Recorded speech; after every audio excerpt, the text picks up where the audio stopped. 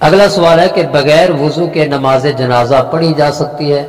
جی بالکل نہیں، نماز کوئی بھی ہو اس کے لیے پاکیزہ ہونا، باوضو ہونا شرط ہے۔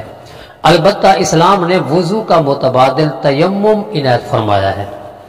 اگر نماز جنازہ سے رہ جانے کا اندیشہ ہو کہ وضو کروں گا تو نماز جنازہ سے رہ جاؤں گا، تو تیمم کر کے نماز جنازہ میں شامل ہو جائے، مگر اسے بھی معمول نہ بنائے، وضو کر کے تشریف لایا کریں۔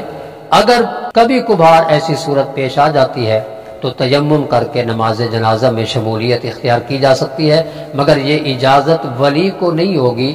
یہ بات یاد رہے، میت کا جو ولی ہے وہ تیمم کر کے نماز جنازہ میں شامل نہیں ہو سکتا، اسے وضو کرنا ہی ضروری ہے۔ کیوں؟ اس کی دو وجوہات ہیں، ایک تو اس کا انتظار کیا جا سکتا ہے، اور دوسرا اس کو دوسری نماز جنازہ پڑھنے کا بھی حق حاصل ہے اگر اس نماز جنازہ سے رہ جائے گا۔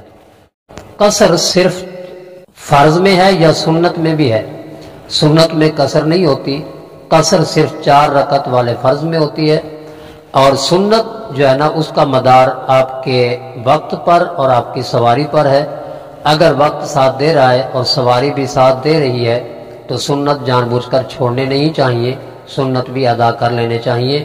حضور نبی کریم صلی اللہ علیہ وآلہ وسلم کی سنت کو چھوڑنا نہیں چاہیے۔ رہی بات نفل کی، تو نفل کا پڑھنا یہ آپ کی طبیعت پہ ڈیپینڈ کرتا ہے۔ اگر طبیعت ساتھ دے رہی ہے تو نفل بھی نہ چھوڑیں، اللہ رب العزت کے قرب کا ذریعہ نفل عبادت ہوتی ہے، اس کو نہ چھوڑیں۔ اور اگر تھکن محسوس کر رہے ہیں تو نفل چھوڑے بھی جا سکتے ہیں۔ سوال ہے کہ حالت نشہ میں طلاق واقع ہو جاتی ہے، اس کی 2 صورتیں ہیں۔ ایک تو یہ ہے کہ اگر ایسی چیز استعمال کی جس کے بارے میں جانتا ہے کہ یہ میرے عقل پہ غالب نہیں آئے گی، تو اس چیز کے استعمال سے اگر عقل پہ غنودگی چھا گئی اور مبہوت الحواس ہو گیا تو اس صورت میں طلاق واقع نہیں ہوگی۔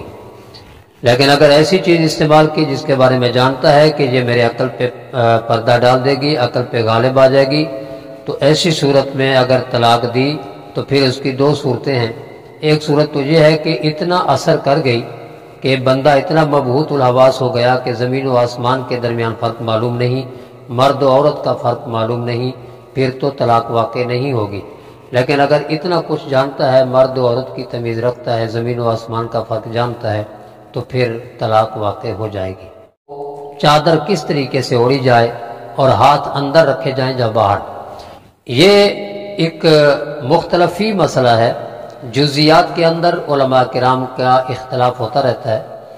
کچھ فقہاء کرام نے چادر کے اندر ہاتھ رکھ کر نماز پڑھنے کو مکروہ تحریمی فرمایا ہے، جبکہ اعلیٰ حضرت نے مکروہ تحریمی ہونے کی تردید فرمائی ہے، یعنی یہ مکروہ تنزیہی ہوگا زیادہ سے زیادہ۔